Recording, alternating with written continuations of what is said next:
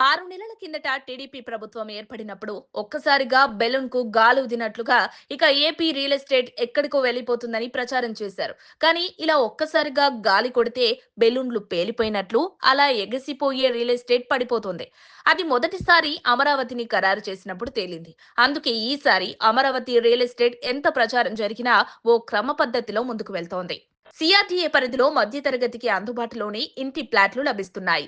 Land pooling లో పోయిన భూముల్లో లావాదేవీలు పెరుగుతున్నాయి. 6 నెలల కిందటితో ఉన్న ధరలతో పోలిస్తే దాదాపు రెట్టింపే కానీ సముచితమైన ధరేనన్న అభిప్రాయం వినిపిస్తోంది. 30,000కు గజం నుంచి ధరలు ప్రారంభమవుతున్నాయి. అంతకన్నా తక్కువకు కూడా వస్తున్నాయి. కానీ అవి కాస్త లోపలికున్నట్లుగా ఉన్న ప్లాట్లు.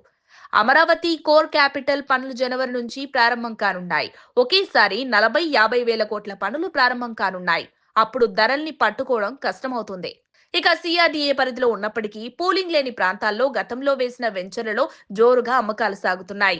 ఎంక్వైరీలు కూడా పెరుగుతున్నాయి. వచ్చే 3 ఏళ్లలో అమరావతి చాలా వరకు రూపం మారిపోతుందని భావిస్తున్నారు.